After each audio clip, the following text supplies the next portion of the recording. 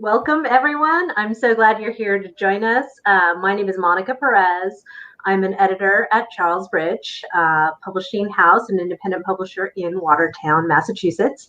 And I'm here with Karol Ruth Silverstein, who is one of our favorite house authors. She is the author of Cursed. Hi, Karol. Hello. Happy to be here.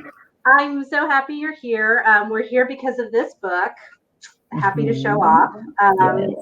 Yes, and I would like to sort of I want to ask you, Karol, to describe your book in one or two sentences. What is the short version? Super short. Put me on the spot. It is about a young teen newly diagnosed with a painful chronic illness who is seriously pissed off about it. Mm-hmm. Yeah. So in other words, life can suck, right? Yeah. Hilarity ensues, right? Yeah, exactly.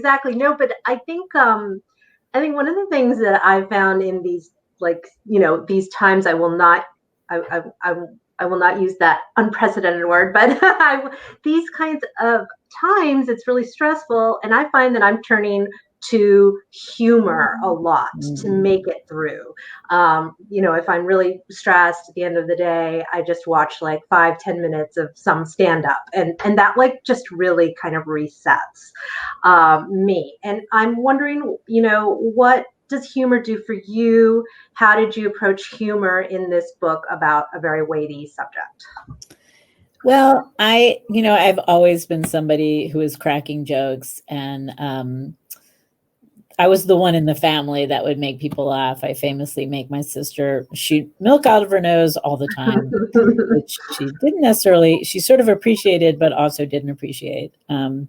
So I've always taken a humorous approach, even when I was really going through bad things. It's just a natural part of my personality. And then writing the book, I knew that it was, going to be really heavy at times and kind of raw. And I definitely wanted to temper it with as much humor as possible, just, so that the ride is a little more bearable. And I love when people point out the humor in my book, because I definitely was, trying to be funny. Yeah, no, I think that just came through, when I read the very first draft, what came through was the voice, first of all, Ricky's voice, and how authentic it was, but also secondly, the humor. And I just think that that's such a great, it is a coping mechanism. Yes. Another thing I sort of have to mention as well is there's some swearing, as teens do in the book as well, which I think is another way to cope as well. Yes. Yeah. And I feel like, in overall, the book is a way to cope, right? For anyone sort of going through a tough time. Yeah.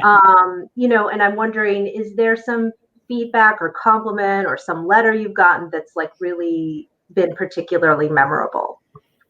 I've gotten a handful of either reviews or notes through my website where from disabled people, either young people or people that are grown up now, who say, essentially, I've never felt so seen in a book.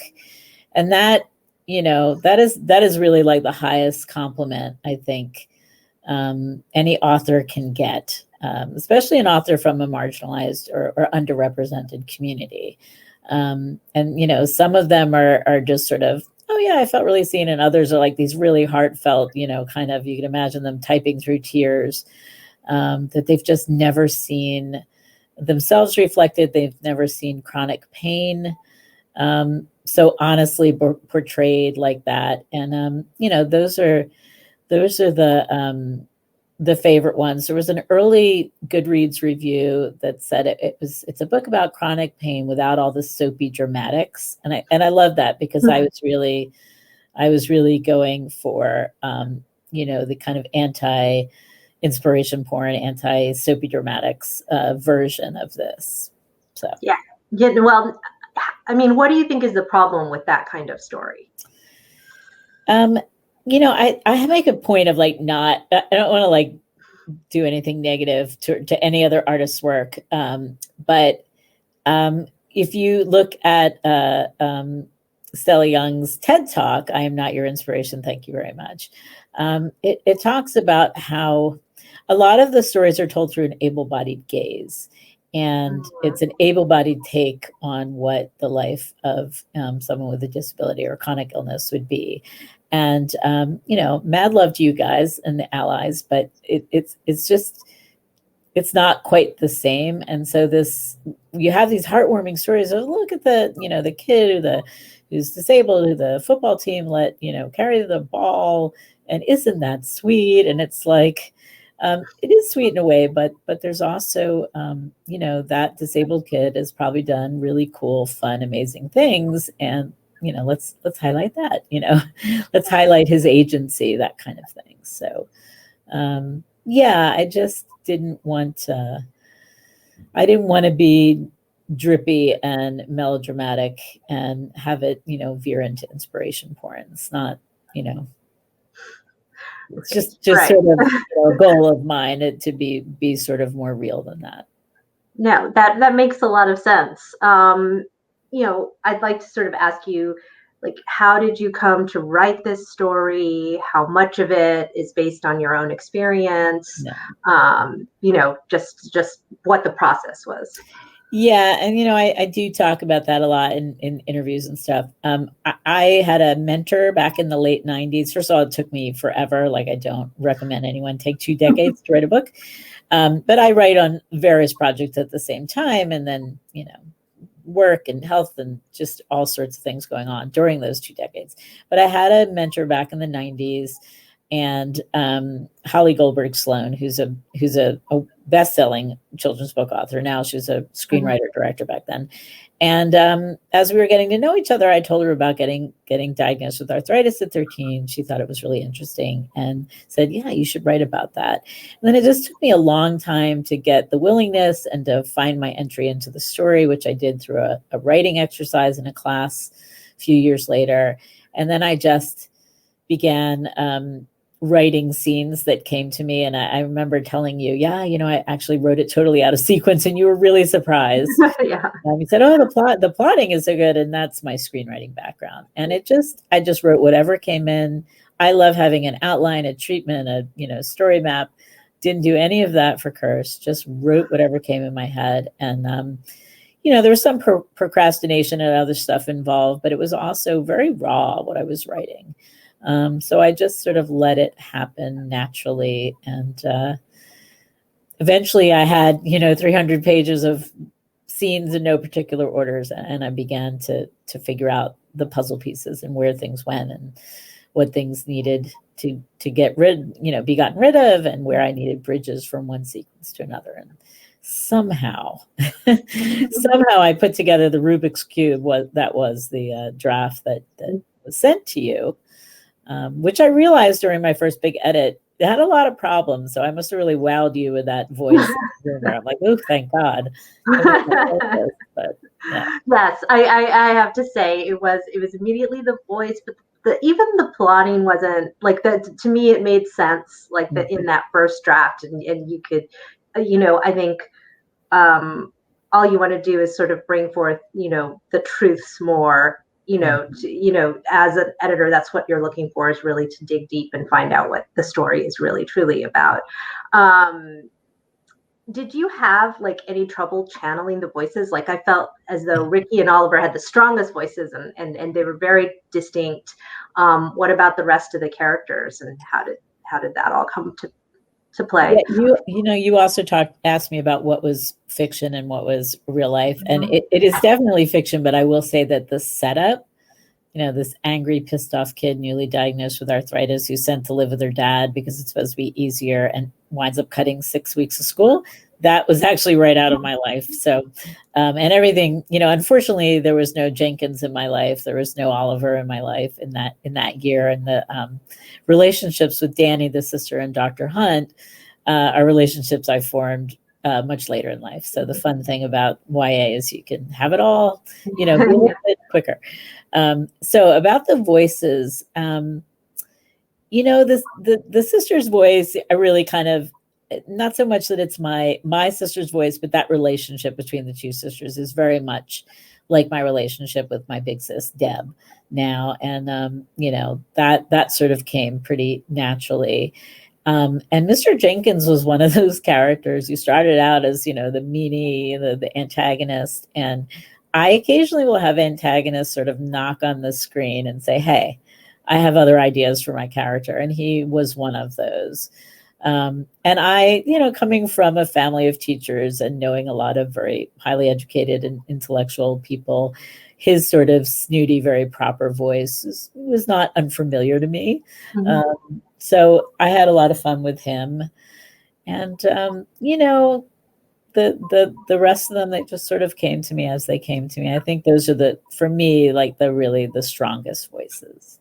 Yeah, no, I would agree. In addition to Ricky and Oliver. Right, exactly. So there's a question actually that we have from one of our listeners, and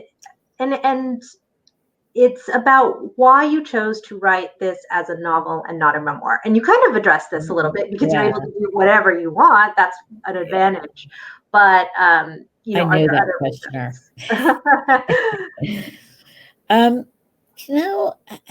It's been suggested to me off and on that I consider writing a memoir. And I've always thought, well, like I need a beginning, middle, and an end. And I don't know, I guess some memoirs are really expand somebody's whole lifetime, although they're memoirs, so the person hasn't died yet. And others focus in on a particular episode or period of time. And I never really felt like I had that beginning, middle, and an end to put in a memoir. And, as a plotter, even if I know some memoirs are, essays and they don't have to be in chronological order and all that. But I love novels too. I love fiction. I read mostly fiction. And when I read nonfiction, I do read a lot of memoirs, but I also read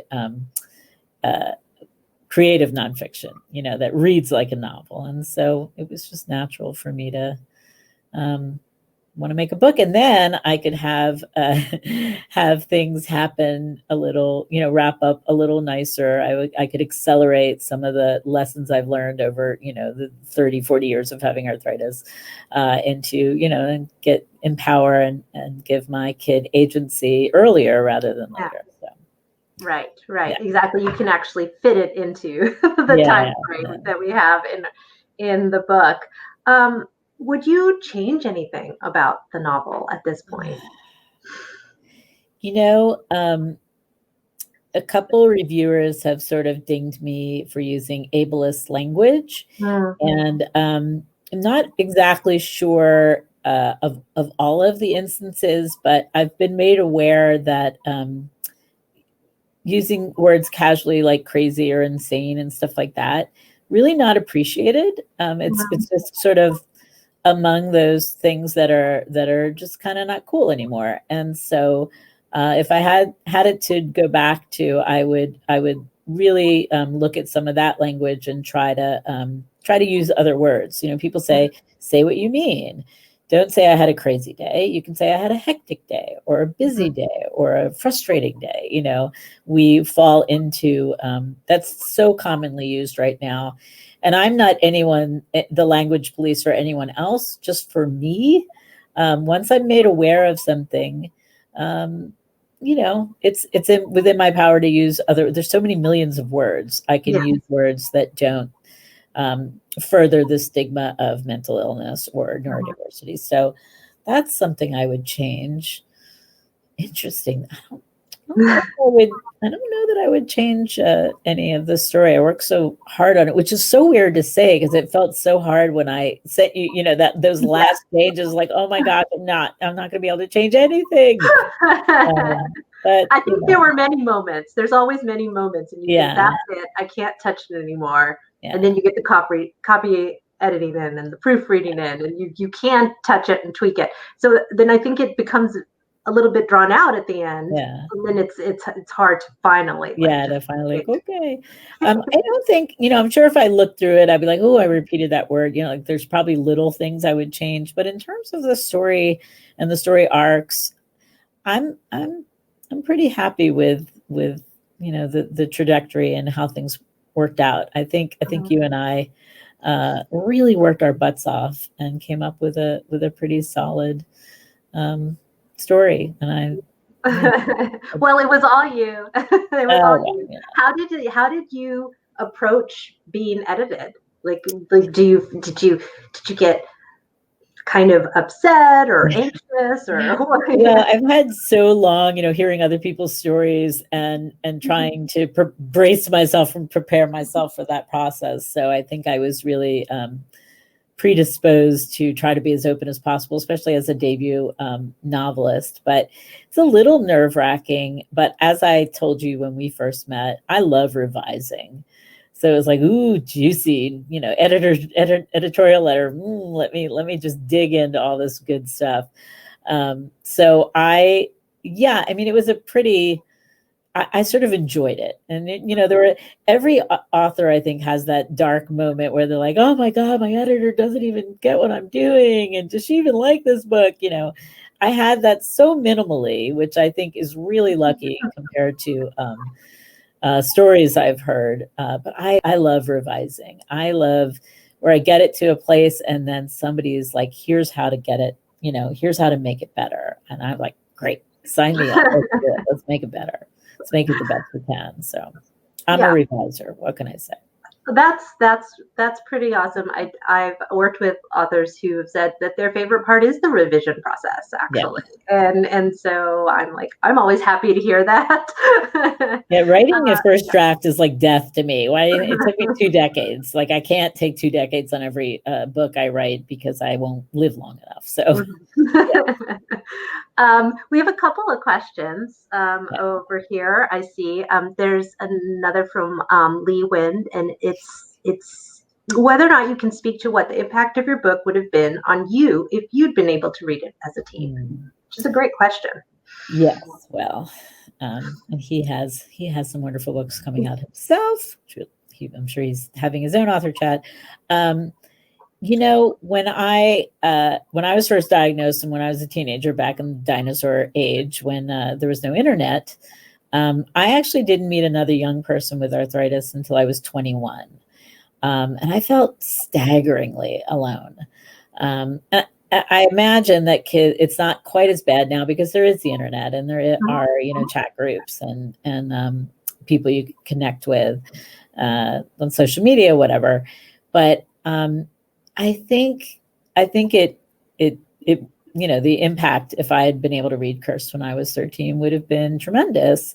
And one of the things I really wanted to do in my book is to give my character permission to be grumpy and to be hostile and to feel a little sorry for herself and to not handle things with grace and to say, that's okay. That's how it is for some people. And you don't have to like have all the struggle of having this horrible thing you're dealing with and then shame on top of it because you're not dealing with it right. Mm-hmm. So I think that validation of, you're angry. Yeah, this is something that would make a human being angry. That is a human response to this, and it's okay. I think having the permission to be as angry or as miserable as you want to be helps you move through it more quickly than feeling that way and people telling you should, that other people have it worse and you shouldn't feel that way, and then you just cling on to it longer. So that would have been nice to be validated. Like, what you're going through is really, really bad, really tough. And no wonder you're angry. No wonder you're heartbroken. So, I think that makes so much sense to me, especially since I've had 2 teens of my own and they're that way. Just, they can wake up that morning and be grumpy and angry. I don't know why. Being a teenager is hard enough. That's the way they work. And so I think it just makes perfect sense, and that's what makes it feel so authentic. Mm-hmm. We have another comment from Charlie Cohen. One of the things I love about the story is the love relationship, specifically Ricky's overthinking and her ability at the end to just exist. Was this something you planned from the start? That's a good question. I don't I don't necessarily think I did plan that from the start. I think Oliver came in, a little bit into the story, and like I said, I wrote it out of sequence. I'm trying to remember, like, when did I dream up Oliver? I can't remember. It wasn't from the beginning. Like, the only guide I had at the beginning was that it was going to be the second half of the school year, where she'd have to go back after being caught cutting all that time. Yeah. And I knew about Julio and Lex. And I think Oliver, I wonder when Oliver, I don't even know. He might have been one of those characters that knocked on the screen and said, "Hey, I want to be in this book." Mm-hmm. And then for them to, to kind of fall for each other, which was, spoiler alert. I've had the experience, like, I remember one, like, little camp romance where there was this adorable dorky guy, and we sort of hit it off one night. And then I got very self-conscious about how the other campers viewed him. And I rebuffed his, he was like, "Hey, so we're a thing." And I'm like, "I rebuff you." Not exactly that way. And he was just like, "What?" We had so much fun together. And I liked, I wanted my 5 minutes with the most popular boy in camp. And I've always thought about that and thought, what a dumb thing to do, because he was so fun. Like, he was the kind of guy that I, would go for as once I got more mature and less self-conscious about what everyone else was thinking. And I always wondered, like, what would have happened if I had just been like, "Yeah, we're going to have a thing. And I don't care what anybody thinks. I really enjoy him." And so there was that. It was sort of an homage to that sort of thing when there's a boy that you like, and who cares what the rest of the people think. And she was so able to be so comfortable around Oliver rather than, around Julio. She was just trying to, she's always like in her head, what do I look at? Did I say the right thing? That kind of thing. And I think those relationships really healthy and lead to a lot more, happiness, happy memories. So it just kind of organically happened. Oliver won me over. Well, you got kind of a do-over through Oliver. Yeah. Well, Sonia Stones is one of my favorite YA authors. She talks about how you can have do-overs. You can have your character make the same mistake, but fix it quicker, or, make a different choice than the one you made, which is what I did. And reap the benefits of making that choice you would have made in hindsight. So. Right. Or maybe our readers will see that and be able to sort of stand up for themselves and what they want, no matter what anyone else thinks. So that's also a great effect. We have a question from Dana Middleton. Was Cursed always the title, or did it come to you during the revision process? Cursed. It was Cursed from day one, from moment one. And I knew that it was problematic because it wasn't like a supernatural story. If you search for my book, you get a billion other. It's not an uncommonly used title or even part of a title. And I was just praying to God that you didn't want to change it. And I know you had a moment there where you guys were discussing possibly changing it. And my experience with titles is either they come to me immediately and that's the title and that's it, or it's horribly difficult. You go through a million different titles and none of them really feel well. So this one was from the beginning, and it had the double meaning of cursing and feeling cursed. And I remember you said, there was a brief discussion, and then you decided on the reading line. And then what other people may not know, and Charles Ridge was so amazing in that they were like, well, if you have any suggestions, like they said that about the book cover and they said that about the reading line. And as it turned out, I thought of, what about a medication warning, which would have a lot of double meaning and would also let you know there's cursing in the book and let you know there's humor in the book. So I pitched a few to you and you're like, we love it. And you used one of them. And then I said, hey, how about the visual pain scale? And after many different machinations, that's where we ended up for the cover, which shout out to Joyce White. Her design just still fills my heart with glee. No, it was pretty amazing, but I have to say, I don't know how many covers we went through, 30, 40, I don't know. And sometimes that's the process. Yeah. And it was difficult, and we kept showing everybody we could think of, and until we got to the right one. And somehow when you get to the right one. Yeah. It's just like a process. And of course, I think we always want to work with our authors and illustrators very closely because they have visions, and it's likely going to be, only beneficial for us to, listen and work together. So I'm so pleased that was a joint effort Yeah. among us and our designer, and it really did come together. Yeah. But I think that the cover just stands out. It's, and it works for the story. We have another question from Colleen Puff. I don't know how you say the last name, sorry. What did your family think of the book, since it has some elements of your real life? Yeah, good. Well, I remember showing my sister, who's sort of the inspiration for the Danny character, the first 10 pages, like I was entering some contest or whatever. And sitting there, watching her read it and thinking she's going to be like, you whiny butt, you're complaining, that kind of thing, like dismissing it. And she read it and she said to me, God, I had no idea you were in so much pain. And my initial thought was like, well, how could you possibly not know? It was so bad. And I realized, I didn't tell them. So my family's been just ridiculously supportive. I don't know how many copies of the book my mother has had me order and send to various friends. My sister seems determined to have it in every little library in the city of Philadelphia, which is where I'm from. And I knew that to some of the people that knew me back then, the book was going to help them understand why I was so hostile.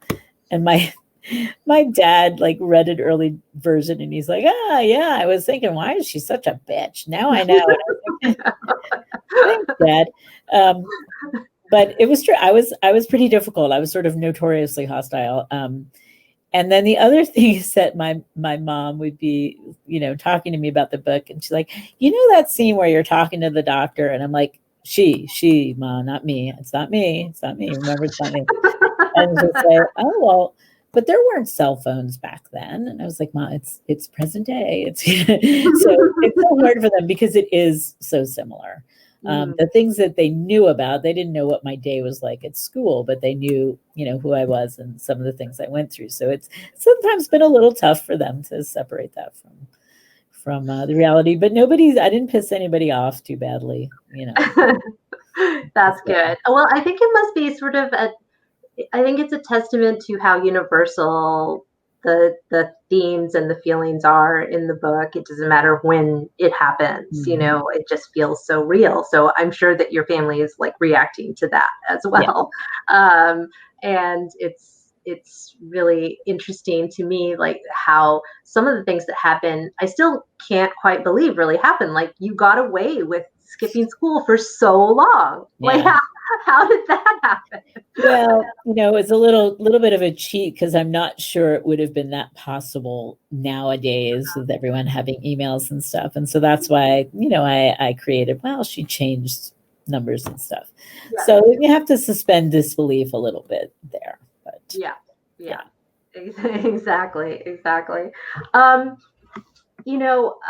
Can you talk a little bit about how other authors maybe influenced you, what other things you were reading or thinking about, and well, I read almost exclusively YA and middle grade. I occasionally read, as my mom would say, a big person book.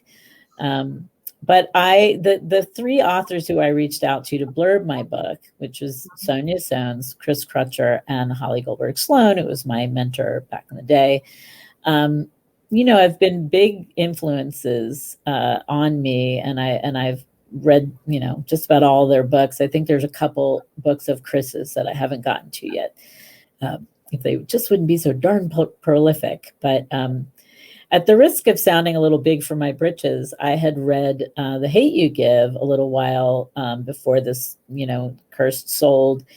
And I loved the first person present tense of that book.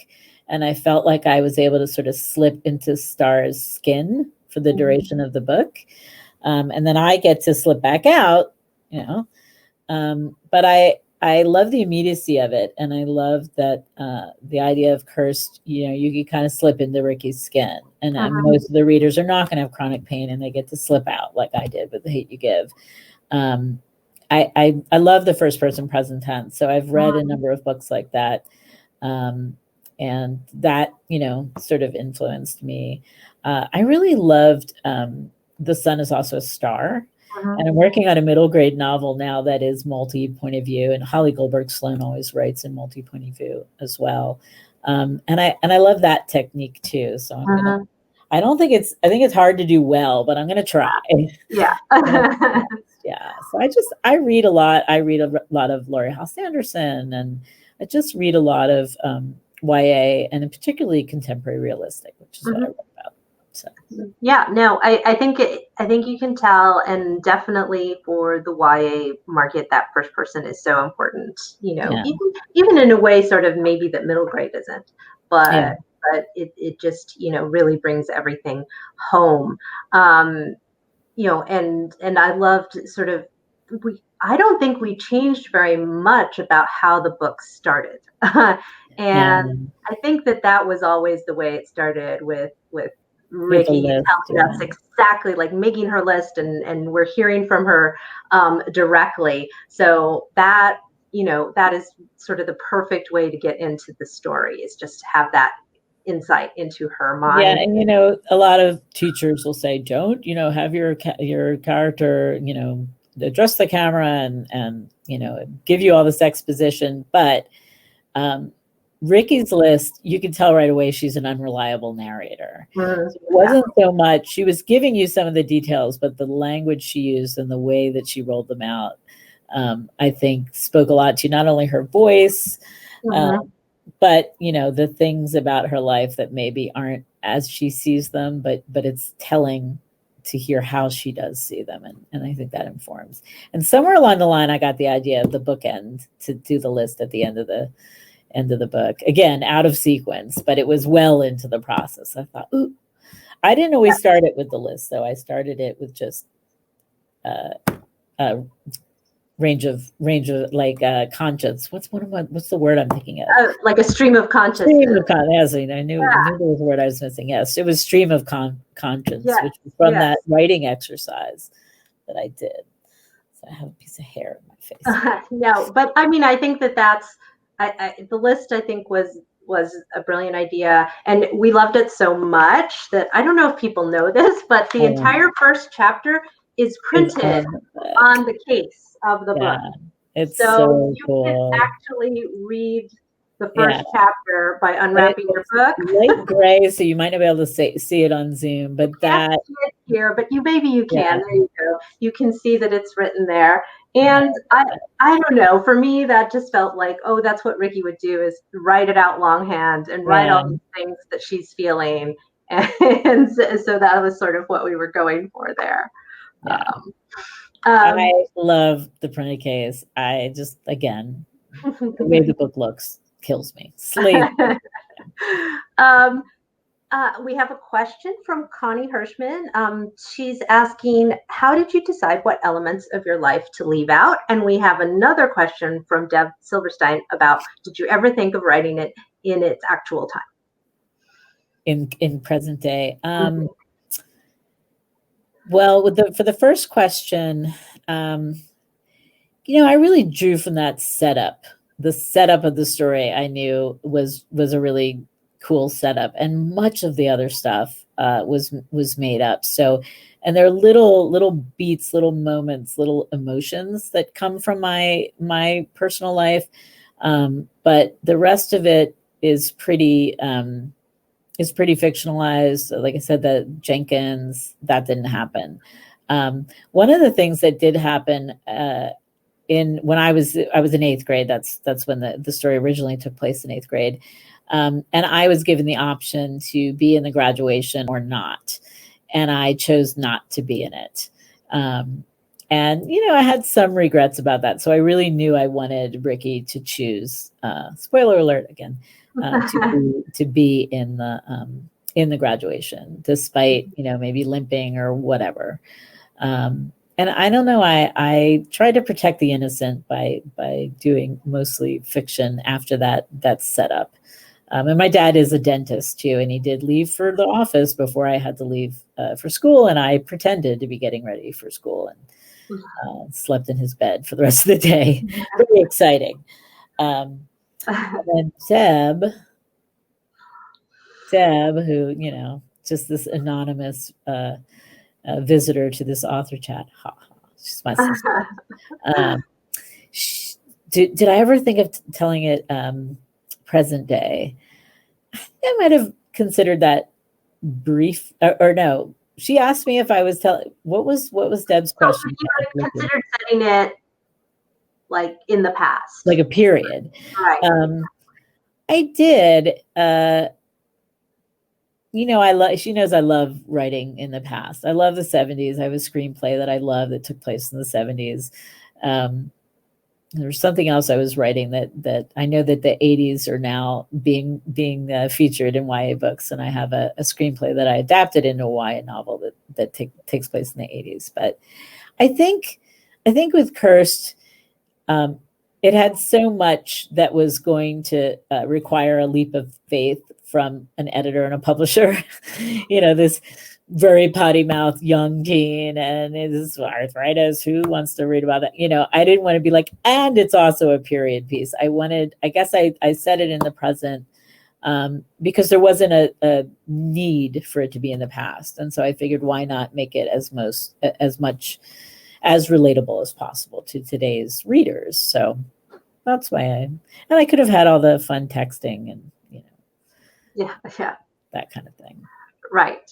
I feel like that kind of does make it very relatable. And also there's in the book, there's like a support group for kids. And I feel like, I don't know when those became as popular. I mean, there's online support groups. There's a group for everything going, for people going through almost everything. Right. Yeah. And I feel like when I was growing up, there wasn't that. I don't think there was either. Yeah. And I know when I moved out to Los Angeles in the 90s, I became a counselor for a camp for kids with arthritis that's sponsored by the Southern California chapter.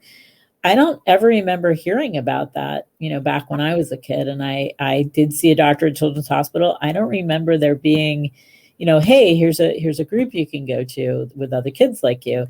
Now, I was very hostile and very close to everything. So it could be that there were those sort of things, were available, and either, people were afraid to tell me, or they told me and I was just like, fuck you.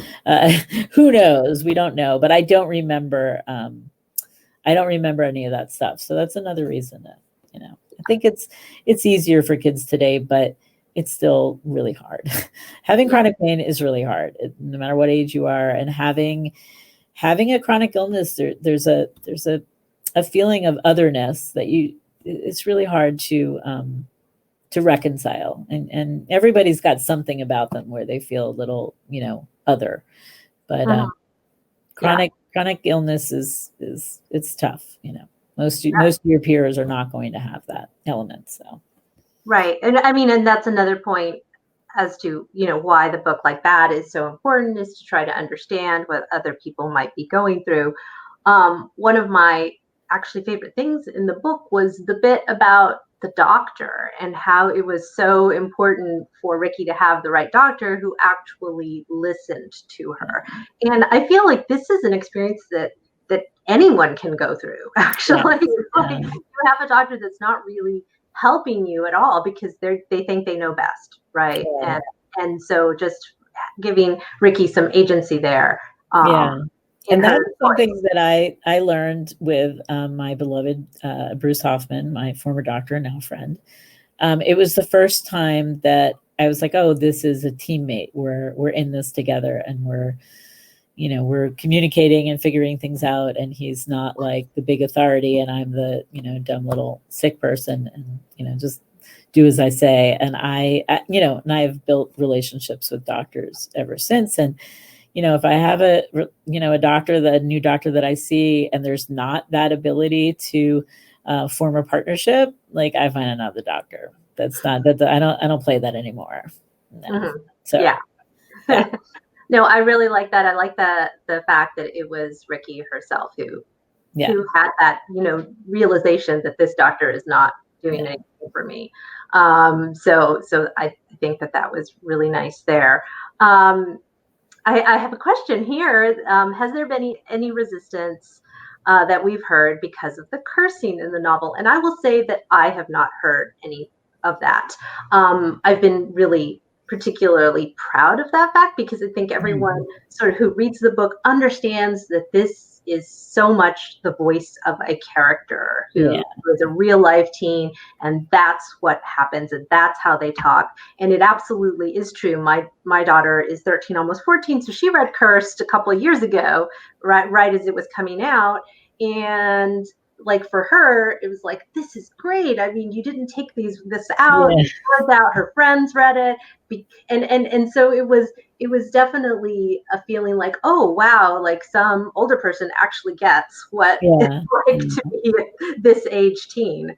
And also, the cursing is part of the story, so she's not just some vapid potty mouth, teenage girl doing something completely unrelated and she just curses all the time. It really is related. And she learns from Mr. Jenkins about appropriate times and places, and I've learned that I curse a lot, but I try to now I err on the side of for some people it's really a big deal, especially like F-bombs and stuff like that. And so if I'm like frustrated with someone on customer service, I really try not to like curse them out, because it may mean much more to them than it means to me. So when I'm in an unknown situation, and particularly even if I'm around kids or older people, I err on the side of caution. And I don't need to be using all those words, but when I'm around my friends, that is the way I talk. So. Yeah. No, I mean, I think that's just been, it was something that I think you alluded to it earlier, that was a reason we put that little warning on the front cover. And the warning reads, warning, chronic pain may cause irritability, sarcasm, and bouts of profanity. Yes. So we just wanted to make sure that anyone who picks this up understands right away. And also knows that it's not going to be about witches or something paranormal. That, this is about like a medical thing. Got it. Okay. Yeah. The title curse needed. Right. I mean, and it was funny too, because there were a lot of books with that title already out there and some coming out. And so it was a question. I have to say it was something that we mulled over.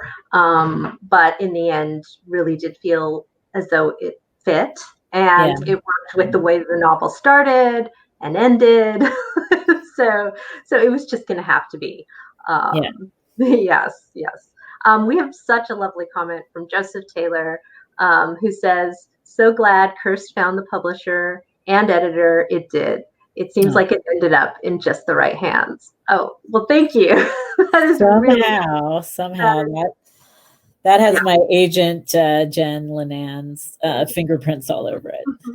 There were times, it wasn't a book that sold in 24 hours with a bidding war, we had to really search for the right person and the right publisher. And at times I sort of lost faith, and Jen, my agent, and my friends like Joe and like Lee and Charlie, they all had the faith for me when I was struggling to find it. They were like, no, this book is going to find a publisher. And I'd love to just interject. Some people had asked, during the process, have you considered self-publishing? And, self-publishing has come a long way. There are a lot of really great books being self-published. It's not sort of the kind of vanity projects that it once was. It doesn't have as much stigma. But it was really important to me. First of all, I knew it was a whole lot of work. Yes. And guess what? It's a whole lot of work even when you're with a traditional publisher, but it was like a whole lot more work. But more so, I felt so strongly that I wanted the kids who would read the book and identify with Ricky to see that a publisher thought that their story mattered. Publisher saw that and said, this is worth our investment of time and money and resources, because this story matters and this story is good enough it should be published. We should spend this money. And that really mattered to me. If I self-published it, sure it wouldn't have been edited as well. I'm sure it wouldn't have looked as exquisite, selling it in children's hospital gift shops. I mean, I wanted the Rickies out there to have their story on the shelves of Barnes and Noble. So that was one of the reasons that I just hoped against hope that I would find some brave editor who was like, yeah, we need to do this book. No, well, I'm so glad you didn't give up, and that's always sort of, I think it's lovely. There's so many stories like that of authors who just kept at it, and maybe had lots of rejections or maybe had really terrible setbacks, and then just believed. And I think that that's important, is that everybody along the process, like you and your agent, and then me, and then my publishing house, everyone has to believe. Yeah. All of us together. Well, there's this myth that it only takes one yes, and it's like, it starts with one yes, but then you have to have so many more yeses with marketing and advertising and the editor-in-chief. And I've had the first yes on a couple of picture books, but we couldn't get the other yeses. So I am, as of yet, not a published picture book author. So we have actually a great comment, and I want to ask you, how did you feel when you learned that you won the Schneider Family Book Award? Like, how did, take us through like how that happened and how you feel? Well, and we're having our awards luncheon tomorrow, and I'm going to talk a little bit about it. I have been quoted saying that I've dreamed of winning the award since its inception, and that is not hyperbole. That is the truth. And it was first awarded in 2004. Curse was just a collection of scenes back then. I had no idea if it was ever going to be a book or ever be good or anything like that. But first of all, I was thrilled that, disabled characters and disability themed stories were going to, be awarded something, an ALA award. I mean, that was amazing. And I was so grateful for that was happening. And I did think at that time, maybe I could win this award. Like this, I want this award so badly because it's like my people, my community, etc. And so the book came out, all this book launch. It was like, I was so excited. It was such a wonderful, whirlwind debut year in 2019. And then came last January. And, if I were to tell you that I wasn't thinking about the ALA Awards and I didn't have it on my calendar when they were going to be announced, and, I hadn't read to see if you won when you'd hear, I'd be lying, because I did all of those things, which, if I were smart, I just would have put it out of my mind and not even think about it. I was pretty convinced I was not going to win the award. And I was bracing for the crushing disappointment of not winning it. And I even joked with some friends, like, if I do win it, my main feeling is going to be relief that I don't have to deal with not winning it, because I don't like disappointment, even though I've had so much of it in my life. And so I was trying really hard to keep, have my emotional distance from it, but not particularly succeeding in that. And that I remember going to bed this Saturday night saying, well, this is the last night I go to bed, not knowing that I haven't won the award. It's like a doomsayer, right? It's just like this is the last day of hope for me in that award. And then that day I went about my business and I'm looking at my phone, like, and I even I was staying off of Twitter, and then I went, it was actually the day that Kobe Bryant got killed. And I saw some flash about it. I was like, oh my God, is that true? Because, sometimes you hear the rumors of my death has been exaggerated. And I went on to Twitter just to make sure that was real. I thought, oh, that's so sad. And then I saw a tweet about the Schneider and my heart started racing. And it was just somebody on the judging committee saying, can't wait to announce the winners. And I was just like, oh my God, I need to get off social media. I need to I don't know. I need to just calm down a little bit here. Because I, as much as I was trying not to get the hopes up and have so much emotional impact into winning or not, trying to remind myself, I love my book. I work so hard. It's such a great book, and it doesn't matter. It doesn't matter. And then the phone rang, and Allison and the rest of the committee. And then guess what? And I was, I was relieved. I was relieved and just so thrilled. I mean, and then you contacted us, and we knew before that. We knew before, and it was very hard to not say the word. So that's always the case. So we have a comment. I love this one. Cursed is so damn good. Is it daunting to tackle your next projects? Yeah. Well, I'm working on a number of picture books. One's on submission, and there's a couple other in the pipeline. Actually, there's something I'm going to pitch to Charles Bridge for your storytelling math, but we don't. Let me not jump the gun on that. I know that it would behoove me to be writing a young, skewing YA that's sort of the kind of thing that would appeal to cursed readers. Like if I was smart, that's what I'd be doing. And I had some ideas. And even sort of tinkered with some, writing some pages. But what has really drawn my focus right now is the middle grade novel I'm writing, which is completely different from Cursed. It's an anthropomorphic story about a showcat, a prize showcat kitten born into that life and wanting something more important and more adventurous. So that is sort of what I've been working on, recently. I don't know. That sounds pretty interesting and exciting. And I have to say, middle grade is great too. Yeah. It's a fun story, and it's really about gaining agency and doing what you want in life rather than, what your culture, your family has designed for you. And it's got a lot of diversity in it too, which makes me happy. So we have a question about what is the one thing that you would now tell the you back when you first started writing Cursed? I'd say, hey, you're going to be an award-winning author.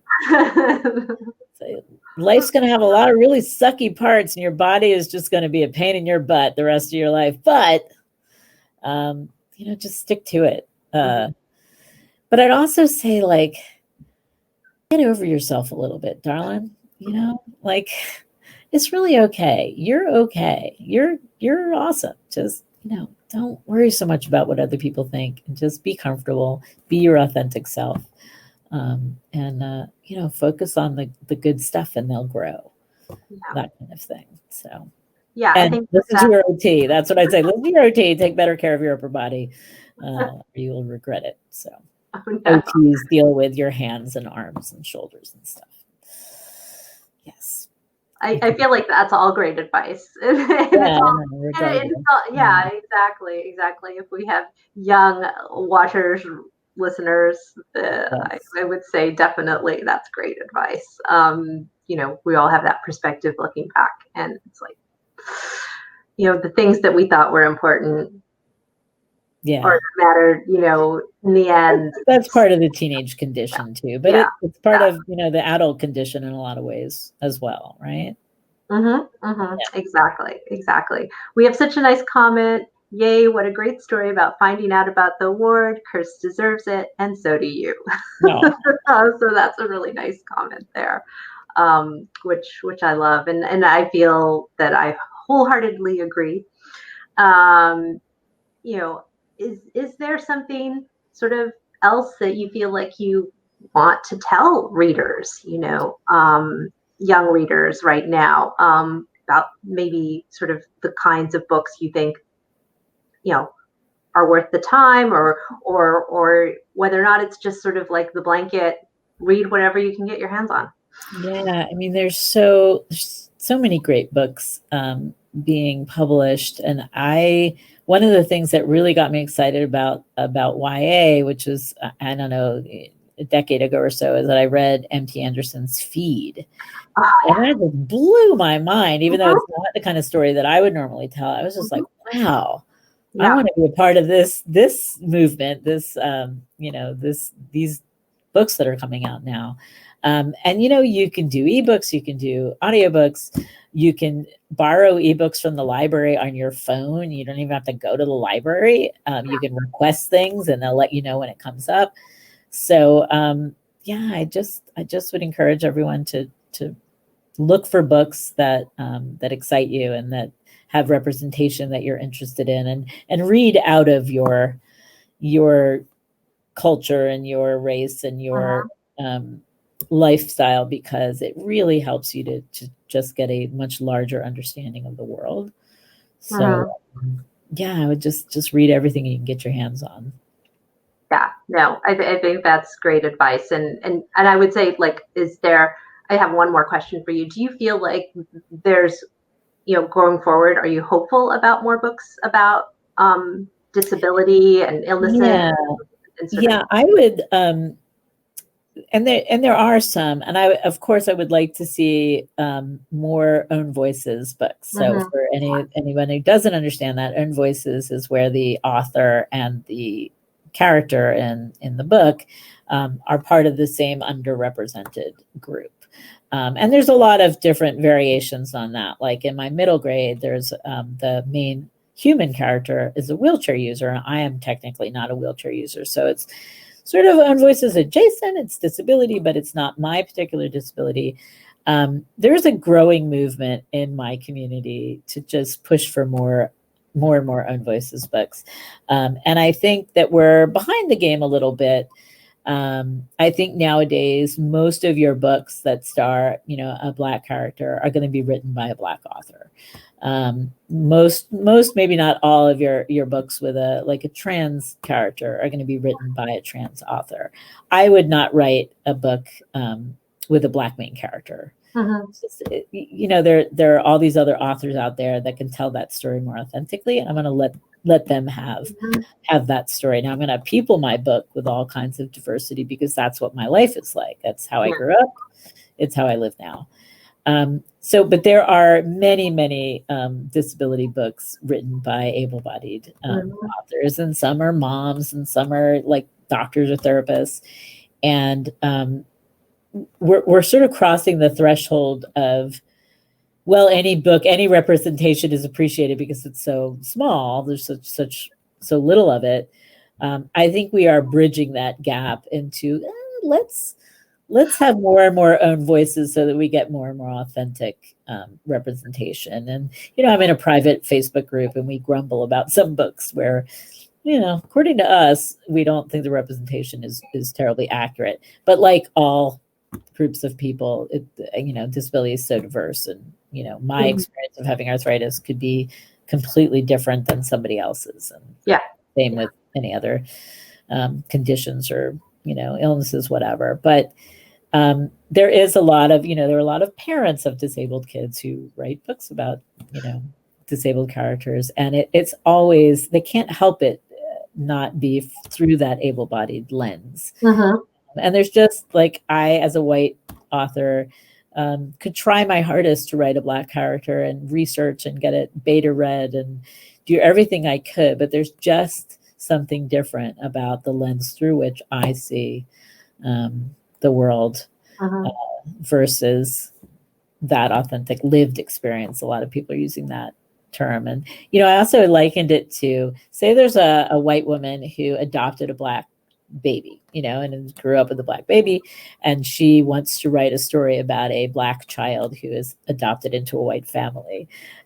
Like, most publishers would not publish that book right now. I mean, they'd be like, let's have, unless it's about the mom and the experience of adopting a Black child.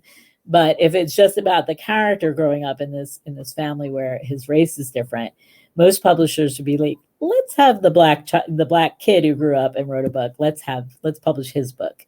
But with disability, you got a lot of, moms, dads of disabled kids writing the story from the disabled kid's point of view. And there's just a lens there that is not, and publishers are happy to publish them right now. So maybe sometime in the future, there will be enough support of disabled authors, fellowships, mentorships, classes, encouragement, that it will get to a place where publishing industry will be like, let's write let's have the disabled author tell that story instead of the mom. And no, my heart's out to parents, any parents dealing with any children. I mean, my mother, God, what I put her through.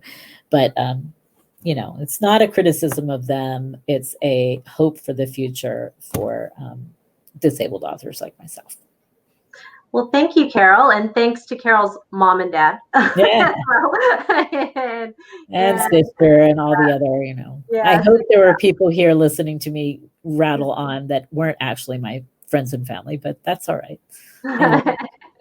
Well, thank you so much, Karol, and thanks everyone for your great questions. And catch the award ceremony tomorrow. Yes. The award ceremony tomorrow. You do need to pre-register, so anyone who hasn't, and then they'll email you a link. You will be there, right, Monica? Yes. Yes. Okay. Great. Right. Thank you, everyone.